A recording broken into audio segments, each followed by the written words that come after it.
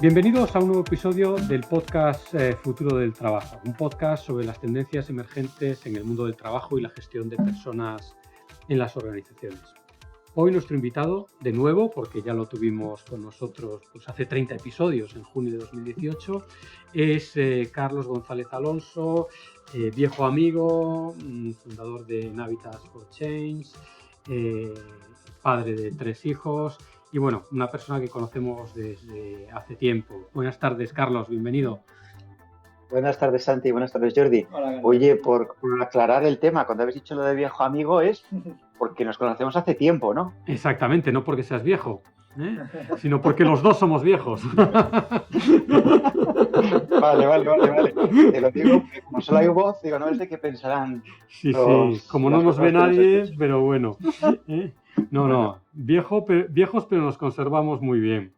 Pues eso, nada, Carlos, oye, un placer tenerte con nosotros hoy, porque además el tema del que vamos a hablar contigo es sobre una de estas capacidades del siglo XXI o capacidades para la era digital de la que se habla mucho en muchos estudios y en muchos informes, que es la empatía, ¿no? Cuando te tuvimos con nosotros en junio de 2018, pues hablamos de otra de estas capacidades, de la resiliencia.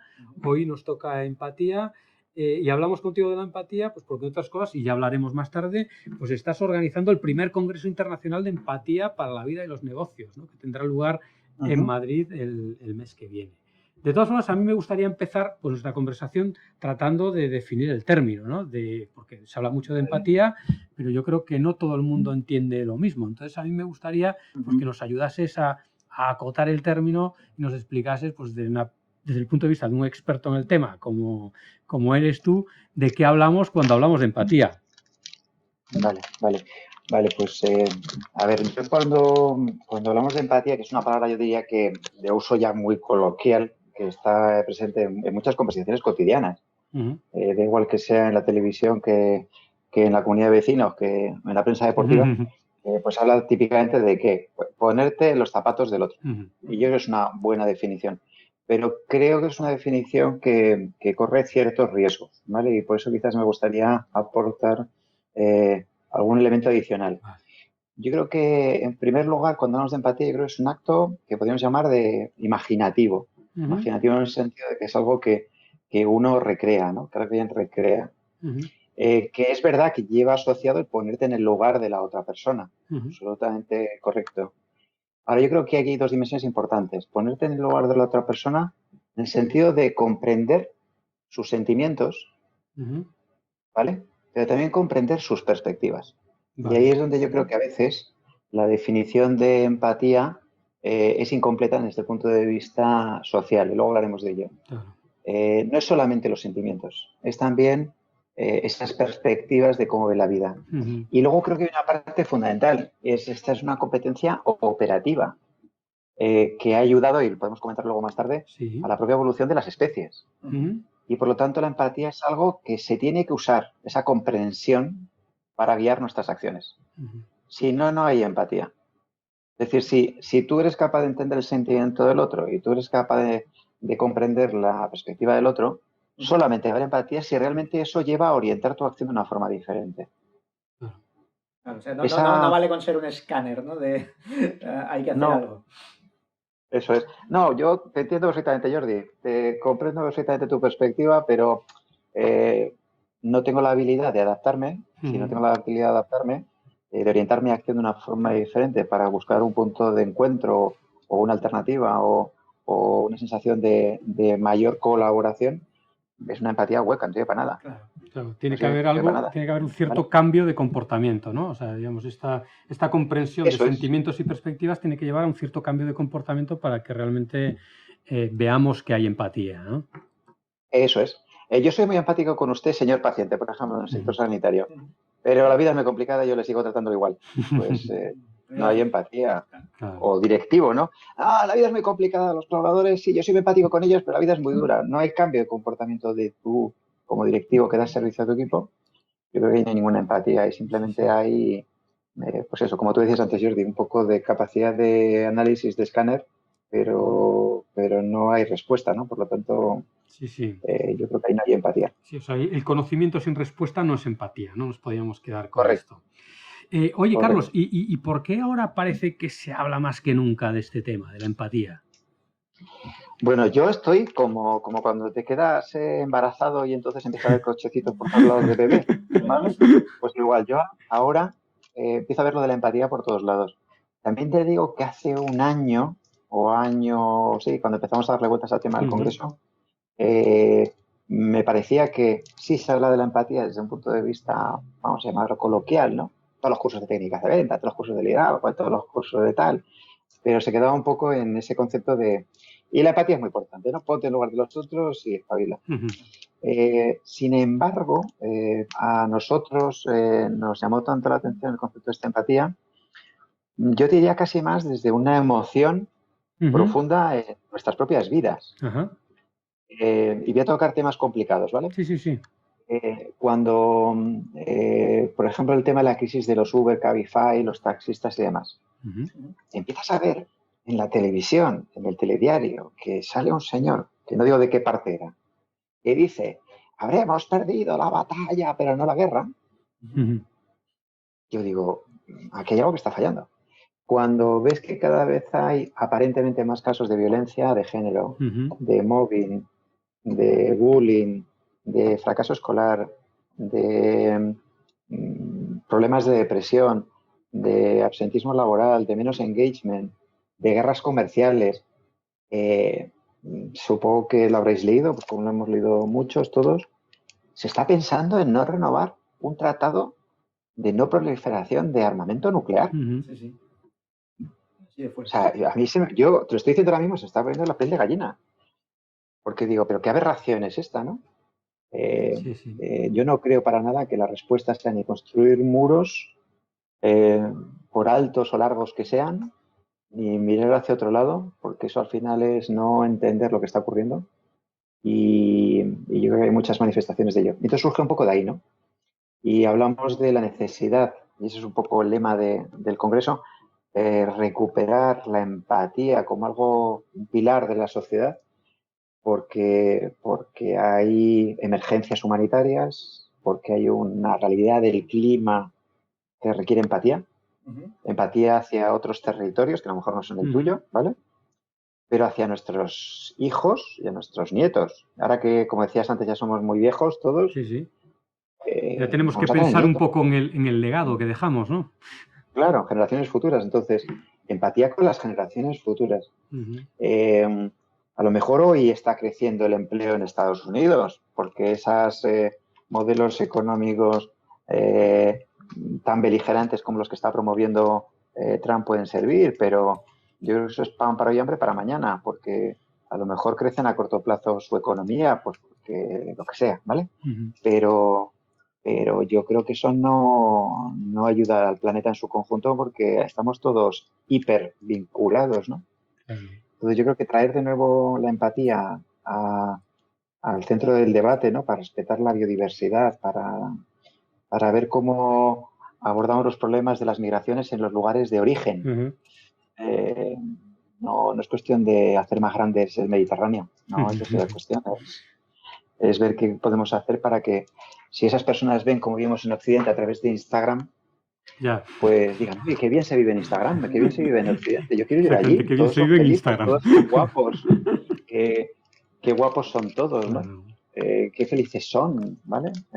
Bueno, pues que entiendan que la felicidad es otra receta, otra fórmula que no es venir a Europa, es encontrar un modo de vida sostenible, eso es la felicidad. ¿Y cómo llegáis, Carlos, a la decisión de, digamos, de traducir este análisis, ¿no? de la situación actual o de la falta de empatía que sufre el mundo actualmente? ¿Cómo decidís traducir esto en la decisión de organizar este primer Congreso Internacional de la Empatía? Y poniendo a la empresa también dentro. Claro. Claro. Pues mira... Sí, porque habláis de empatía para la vida y los negocios, además. Sí. El Congreso tiene 4 patas. Y una pata que es empatía y empresa. ¿Por qué empatía y empresa? Pues porque creo que, sinceramente, se puede conseguir mucho más retorno de la inversión por parte de todos los stakeholders si la gente trabaja más satisfecha, más feliz, menos agobiada. Lo cual no significa que nos tengamos que hacer cargo de la felicidad de la gente, pero si alguien está teniendo dificultades en un proyecto, tiene necesidad de recursos o tiene que gestionar conflictos, yo creo que ayuda más la empatía a resolver ese tipo de dilemas o de paradojas que simplemente utilizar el látigo y decir, aquí se viene a currar y modelo clásico de siempre. Claro. Empatía y salud es otra dimensión del Congreso, porque está también demostrado que el retorno de la inversión en salud es mucho mayor si se genera una, vamos a llamarlo, paciente experience, ¿vale? En donde lo que rodea la experiencia de ser un enfermo es más saludable. Entonces, una de las personas que va a intervenir, Sadia Arpone, una de las cosas que plantea es que, bueno, que un médico, por supuesto, se utiliza de todos los elementos médicos para gestionar situaciones de crisis sanitaria, pero su propio tono vital, su propio talante, su propia inteligencia emocional contribuye de una forma enorme a, por ejemplo, ayudar a bajar el ritmo cardíaco de un enfermo. Si eso sí, hay conceptos como la coherencia cardíaca y demás que están ahí también metidos. Pero imagínate una enfermera, ¿no? Que en el día a día tiene un contacto íntimo con el enfermo, cercano, próximo, de una mirada de tranquilidad, un sentimiento de eres una persona, no eres otro paciente, el 27 que llevo visto esta mañana. Todo ese tipo de cosas están demostradas que contribuyen a que el enfermo no garantiza que se salve, ¿vale? Llegado el caso de una situación extrema, pero en muchas ocasiones sí garantiza que el proceso de recuperación sea más rápido. Por lo tanto, hay un retorno económico, un retorno emocional, hay un retorno afectivo. Yo creo que merece la pena. Educación, lo mismo, ¿no? Fracaso escolar, es que no lo entiendo. Es que no termino de entender cómo opera el fracaso escolar. ¿Qué es lo que está ocurriendo ahí para que no entendamos lo que le están pasando a nuestros niños para que no vayan al colegio disfrutando? Y además les pedimos que desarrollen la empatía. Claro. Eso es bueno. Hay algo que está fallando, ¿no? Claro. Entonces, ¿qué es lo que está pasando con el sistema educativo? Y publicaba un artículo hace 2 meses en Capital Humano, que bueno, lo tengo también ahí en LinkedIn puesto el post. Hacemos un proceso de selección para ordenar la vida profesional futura, por ejemplo, de los médicos, más a la nota. Puede ser 0 empático, pero tiene que tener de media un 14,33 en la PAU. Es absurdo, ¿no? Porque al final yo creo que hay que tener en cuenta otros factores, ¿no? En proceso de selección profesional para ver cuál es el mejor servicio que puede dar cada persona, ¿no? Sí, porque además luego esto lo pones en un contexto pues, del que hablamos mucho aquí de automatización del trabajo, donde precisamente lo último a automatizarse son estos aspectos que menos valoramos, ¿no? Como la empatía. Claro, claro. Y estamos ya pensando en el Congreso el año que viene y os adelanto que va a haber un par de temas relacionados con el futuro del trabajo muy potentes. No lo quiero revelar para mantener un poco ahí la investigación en secreto, pero eso sí, tiene que ver con robots, ¿vale? Bueno, para que os hagáis una idea. Pues ya nos has picado la curiosidad. Y luego hay otra parte del Congreso que habla de empatía y desarrollo sostenible. Es un tema que está ahí ahora en el candelero, ¿no? De plena actualidad. Total. Porque al final, cuando abordas estos temas de desarrollo sostenible, desigualdad, mujer, agua, océanos, bosques, todos los objetivos de desarrollo sostenible, es que al final es un concepto de empatía más allá de los zapatos del de enfrente. Es un poco del planeta, ¿no? Sí, es empatía con el planeta. Claro, eso también es interesante, ¿no? A medida que nos conectamos más, la esfera de la empatía debe crecer. Claro. Y temporalmente también, ¿no? A mí, por ejemplo, que me gusta, y tú lo sabes, Santi, la montaña muchísimo, recurrentemente todos los años, pues voy a Pirineos, voy a Europa. Yo he visto en estos 20 últimos años cómo ciertos glaciares que visitaba en verano han desaparecido. Han desaparecido. O sea, ya no hay nieve. Yo iba con crampones en el mes de junio. Ahora los pasas a ser unas zapatillas de Pekín. Entonces, ¿cómo que no hay cambio en el planeta? Y eso asociarlo luego pues, a todo, ¿no? A cuáles los grados de humedad que encontramos en nuestros bosques, a que por lo tanto sea más fácil un incendio, a que por lo tanto se certifique. las especies animales, la diversidad que existe para que el conjunto del sistema pueda funcionar. No sé, a mí me parece que la empatía es un llamamiento a la supervivencia, como por cierto, veremos también en el Congreso, nos van a explicar pues tanto el profesor Rizzolatti como el profesor Martínez de Mendizábal, ¿no? Desde perspectivas distintas, ¿no? Nuestras neuronas espejo nos sirven para sobrevivir, pero que es uno de los orígenes de la empatía, ¿no? Desde el punto de vista fisiológico. Pero desde el punto de vista, si quieres, más de lo que es nuestros modelos mentales, Nacho también nos hablará de las evidencias paleontológicas que hay, de cómo en el VUCA World de hace 1 millón de años, donde no era un tema de incertidumbre, no. Es que te comía el dientes de sable. Sí. Todos los días. No sé si hoy me voy a comer o no. Como no te espabiles, perdón, te come. O sea, era una certidumbre. Pues el alimento, las tormentas, el agua, la sequía, todas estas cosas, el no tener una nevera con alimentos para conservar, ¿no? Ese tipo de chorradas, pues te obligaban ¿a qué? A generar una comunidad. Y ellos tienen evidencias paleontológicas de cómo la empatía y la simpatía eran 2 factores fundamentales de que una comunidad, vamos a llamarla primitiva, ¿vale? Sí. Tuviera capacidad de ser competitiva en un entorno tan competitivo como aquel. O sea, que la civilización de alguna manera nos ha hecho perder una capacidad valiosísima que traíamos de serie, ¿no? Pero nos la estamos dejando por el camino, por lo que parece. Bueno, yo a veces pongo un ejemplo, ¿no? En el sentido de decir, realmente antes, para cazar un mamut, por ejemplo, ¿no?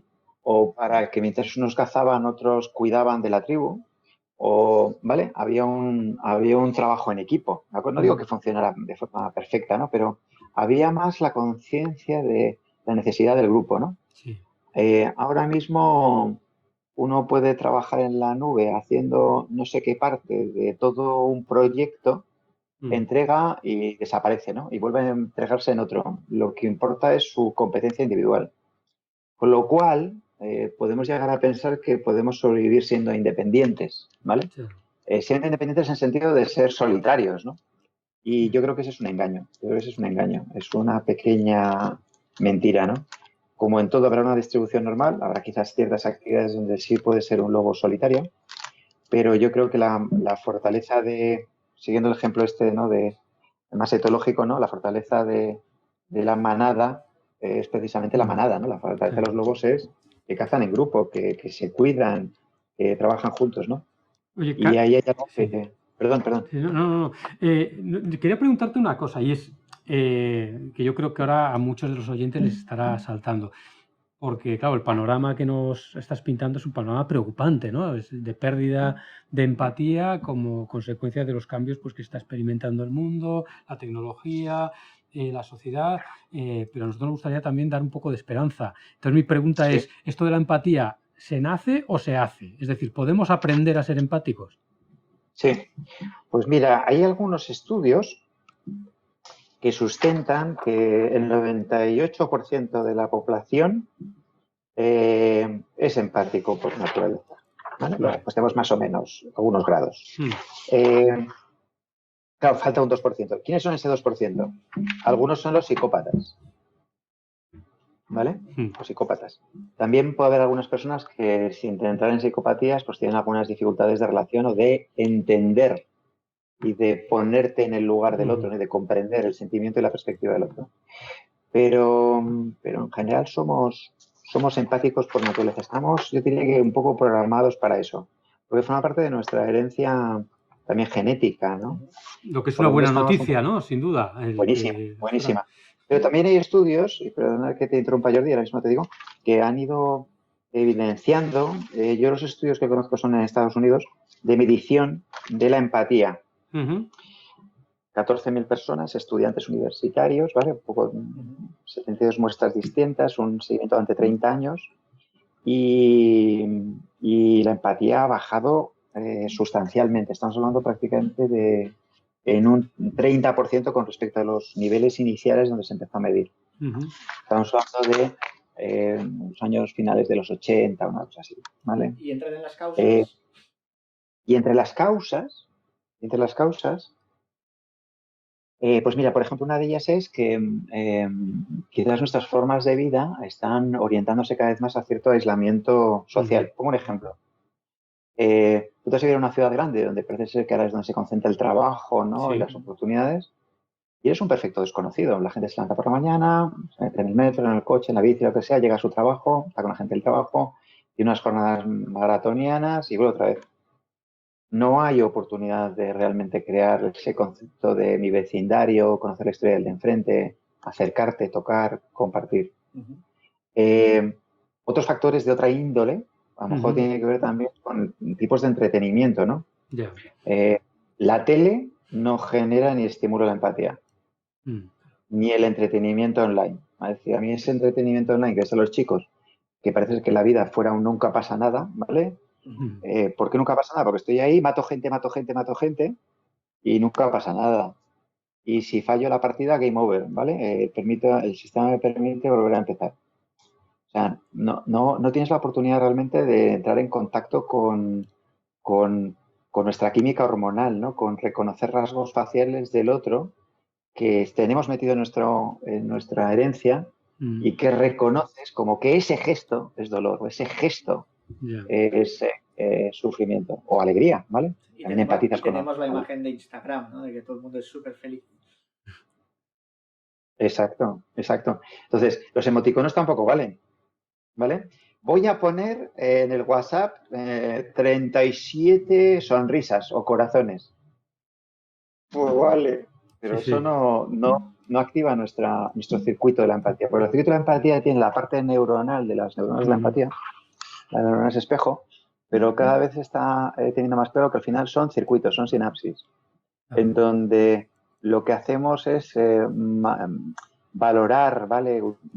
Considerar un volumen de información tremenda, ¿no? Relacionado con el momento, el lugar, el gesto, la postura, el tono de voz, mi capacidad de proyección en lo que está ocurriendo alrededor, que es brutal, ¿no? Y luego, y por último, si me permitís, aquí estaban avanzando dos que ayudan también a entender un poco este riesgo de pérdida de empatía. Uno es, no quiero decir Instagram, ¿vale? Pero son las redes sociales. Que en teoría parece que nos iban a conectar más, ¿no? Y vamos a tener más relación con más gente. Sí, no digo que no. Lo que pasa es que está promoviendo mucho el narcisismo. Ya. ¿Y qué quiero decir con ello? Que cada vez que alguien sube algo y recibe un like y 2 y 3 y 5 y 5.000 o 20.000 seguidores o se producen efectos que no tienen que ver con el reconocimiento del mundo del otro. Lo que tiene que ver es con tu reconocimiento de tu propia satisfacción de que estás siendo aceptado, ¿no? De que estás siendo reconocido o envidiado. Y eso genera también impactos en todo nuestro sistema neurológico, ¿no? Pues que al final hay un poquito de oxitocina, un poquito de dopamina, ¿no? Pero al final es una percepción de placer, ¿no? El placer de decir, oye, pues le gusto, ¿no? Le gusta a la gente. Yo también incrementa mucho el narcisismo, ¿no? Soy yo. Yo creo que la empatía no tiene que ver con hacerse selfies, ¿vale? Y con ese selfie que yo hago, además, yo tengo que salir bien, ¿sabes? Saco 7 fotos y subo la que yo salgo bien, ¿no? Lo que tiene más que ver con la experiencia grupal, ¿no? Con la experiencia del otro. Y luego yo creo que hay un tema también de valores, ¿vale? Yo sé que esto es un tópico, pero creo firmemente en ello. También esa partida de empatía es en parte porque valores como puedan ser, pues no sé, no el enriquecimiento, no el tener cada vez más, ¿no? Pues no están tan vigentes, ¿no? Parece que el éxito financiero, el éxito de tener, de posesiones, es más importante que el éxito entendido como forma parte de una comunidad, ¿no? Claro. Dice, formas parte de una comunidad, pero eres asquerosamente pobre. No sé si eso me compensa. Bueno, a lo mejor son valores distintos, ¿no? Unos fomentan la empatía y otros menos. Nos decías, Carlos, que uno de los ejes que cubrís en vuestro congreso es la empatía en la empresa, ¿no? Nosotros tenemos muchos oyentes que son pues, gente de recursos humanos, gente de empresa. Sí. ¿Qué argumentos le darías pues, a la gente que tiene capacidad de decisión en una empresa sobre las ventajas o los beneficios que pueden obtener si construyen empresas hechas de personas empáticas? Vale. ¿Me permites aquí que te haga quizás una pequeña reflexión sobre una vez más sobre qué es empatía, ¿de acuerdo? Por supuesto. Luego respondo. Cuando hablamos de empatía, hablamos de una empatía que vamos a llamar afectiva, ¿vale? Y es esa capacidad de reflejar o de entender, ¿no? Las emociones del otro. Pero hablamos también de una empatía que la llamamos cognitiva. ¿Vale? ¿Qué quiero decir con ello? Por ejemplo, yo puedo ver que hay un desastre natural, siento muchísima empatía y esa gente está sufriendo mucho, miro por mi casa a ver qué es lo que me sobra y lo mando todo para allá. ¿De acuerdo? A lo mejor les estoy mandando ropa porque he empatizado con esa situación, ¿no? A lo mejor más que empatizado es simpatizado con esa situación, ¿no? Creo que sufren, yo siento un sentimiento de pobrecitos que me lo están pasando, ¿no? Inclusive puedo empatizar con ellos, si es que ellos están angustiados y yo también. Me angustio un poquito, luego simpatizo con ellos y decido enviarles ropa. Pero esa empatía es una empatía afectiva. Hace falta desarrollar también lo que podemos llamar empatía cognitiva, que es, ahora ponte en la perspectiva del otro y pregúntate qué es lo que necesita para poder responder de una forma que sea realmente productiva. A lo mejor no necesitan ropa, lo que necesitan es agua, o lo que a lo mejor necesita es que hay un equipo de psicólogos que les ayuden a hacer frente al shock postraumático de la catástrofe natural que acaban de vivir. Y eso significa empatía cognitiva, es tener la capacidad de tomar conciencia, awareness, de lo que se está viviendo en ese momento. Un poco más consciente. Entonces, claro. Entonces, cuando yo tengo la... ¿Por qué hacía esta introducción? Yo tengo la sensación de veces, cuando hablamos de empatía en la empresa, suena como algo blando, ¿vale? Hay que ser empáticos, jefe blando. Empresas empáticas, empresas blandas. Hay que ser empático con los clientes, hay que darle siempre la razón. Y no es eso. O sea, entender qué respuesta es la que construimos para hacer frente a esa situación, que lo que permita es que ese stakeholder, me da igual que sea el proveedor, el empleado, el equipo directivo, los accionistas, la comunidad en la que trabajo, tengan la oportunidad de ver cómo también atendemos sus necesidades para seguir construyendo algo más sostenible. Eso implica empatía cognitiva y eso implica pensamiento crítico y eso implica creatividad y eso implica tomar perspectiva, ¿vale? Desde el punto de vista de cuáles son los valores, las experiencias, las esperanzas, los miedos de los otros. En un entorno cada vez más Así que diverso. ser empático es un trabajo duro, claro. Así que ser empático es un trabajo duro, no blando. Es duro, es exigente, exige esfuerzo, exige atención, exige vocación de servicio. ¿Y qué puede hacer una empresa para favorecer la empatía de sus colaboradores, de los miembros de la empresa? Bueno, pues quizás utilizando, no sé, algunas de las iniciativas que en otros ámbitos se están utilizando. Yo creo que, por ejemplo, algo básico, ¿vale? Sería utilizar todo lo que tiene que ver con lo que se denomina, desde el punto de vista de la psicología, sociología, la teoría del contacto.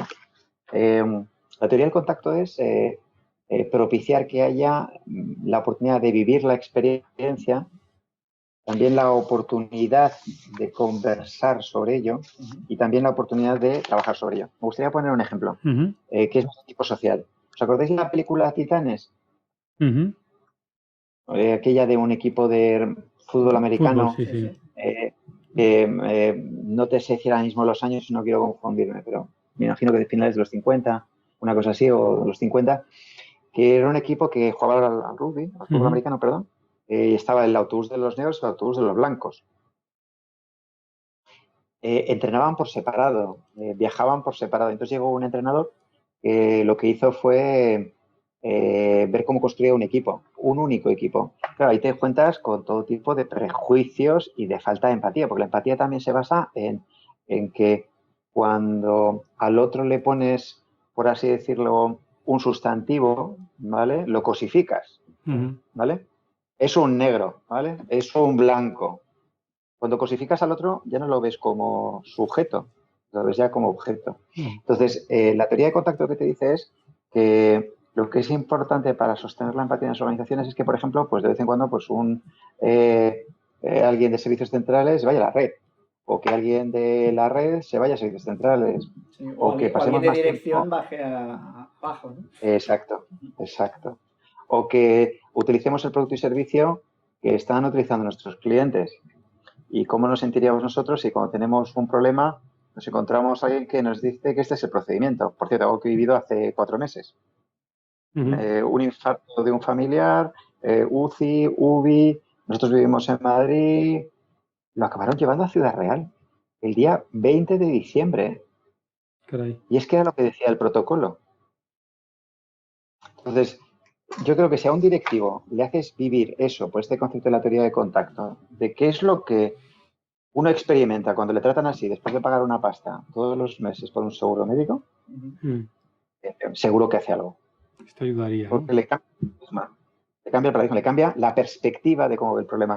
Como se ve en esa película, pues que tanto los chicos de un color, de una raza, como otros, gracias a la experiencia de contacto, de compartir el autobús, la experiencia también de convivir, y por cierto, y compartir objetivos comunes. La empatía parte también de compartir un objetivo común. ¿Cuál era el de esas sociedades primitivas? Pues sobrevivir. Pero es que yo creo que hoy las empresas y los países y las comunidades tenemos que unirnos bajo ese concepto de sobrevivir, porque yo creo de verdad, y no quiero ser en el sentido tú me conoces, Santi, mejor que Jordi, yo no soy una persona pesimista, pero es que creo que estamos hablando de supervivencia de este modelo de vida que hemos construido, de este planeta. Sí, y además se habla mucho de las competencias de liderazgo también, y no sé por dónde he leído, diga que la empatía es, digamos, la crema de las competencias del liderazgo, ¿no? Es la competencia número 1, ¿no? No sé si estás de acuerdo. Yo creo que si no tienes esa empatía, difícilmente vas a poderle dar el servicio directivo que puedan requerir tus colaboradores. Harás pues lo que tú piensas que a ti te gustaría, pero no sé si recordáis aquella frase de Bernard Shaw, ¿no? El axioma clásico, ¿no?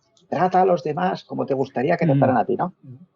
Pero Bernard Shaw fue, yo creo, una persona muy empática, en el sentido de decir, oye, no hagas a los demás lo que no te gustaría que te hicieran a ti. Sobre todo porque podrían tener gustos diferentes a los tuyos.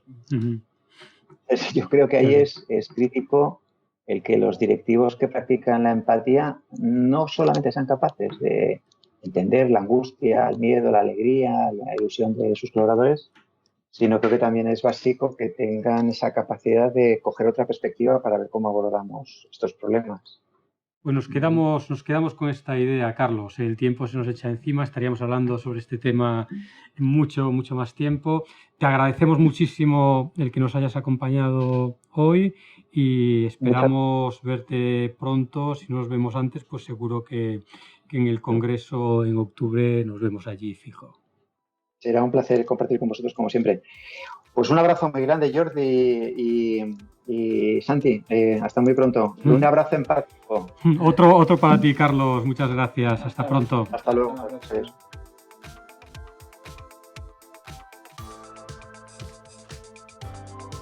Hasta aquí este episodio del podcast Futuro del Trabajo. Os invitamos a suscribiros en iTunes, iVoox, Spotify y el resto de plataformas habituales. También os invitamos a visitar la web de nuestro observatorio, www.futureforwork.com, donde encontraréis más contenido sobre el futuro del trabajo y la gestión de personas.